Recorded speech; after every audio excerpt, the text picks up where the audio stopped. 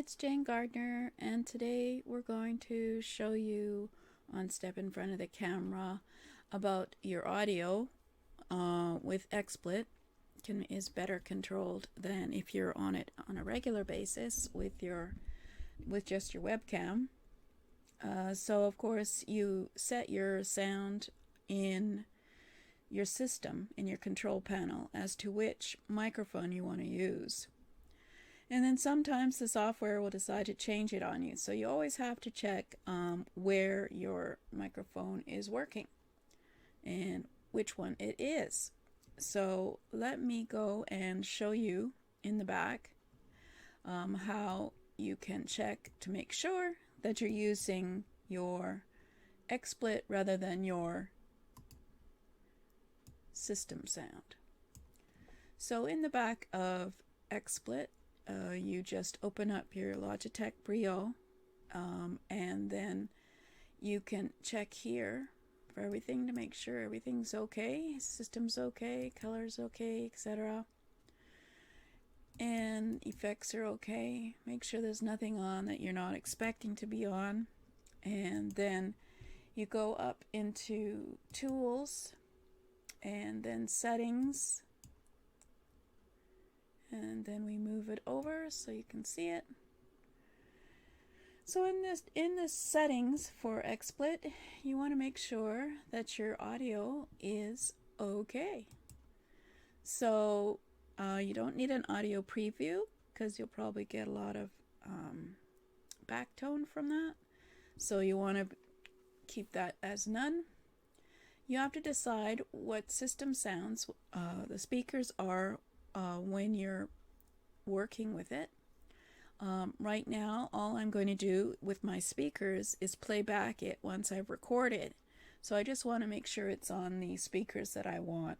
So I have some portable speakers, Realtek, for example. But you could also use your computer speaker.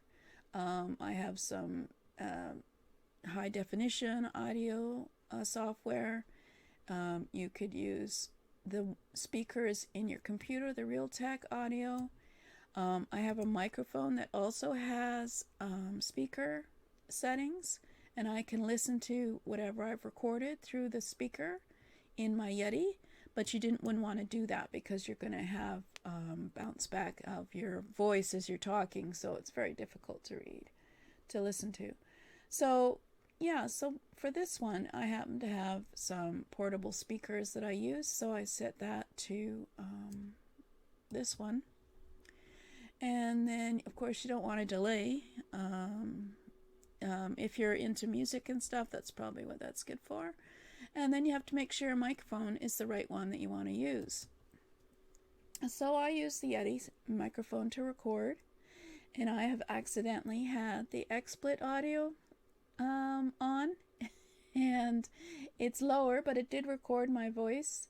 The default microphone, you don't even know what the default microphone is. You'd have to check that and make sure if it's the computer or the monitor. And then of course the Logitech Brio, which is my webcam, also has a microphone. So you don't want that one either because it's fairly quiet. So you want to make sure that the microphone is the one that you want to use, the USB especially.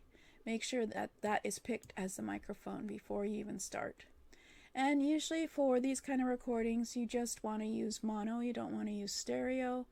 And same with audio mixing. It's just automatic because you just want to keep it simple. And so that's audio. You have to check in the back of XSplit to make sure the settings are okay.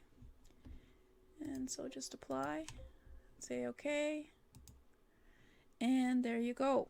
So those should hopefully be still the same settings. So let's go back to a better scene. So it continuously uses those settings when you're broadcasting, regardless of what scene you go into.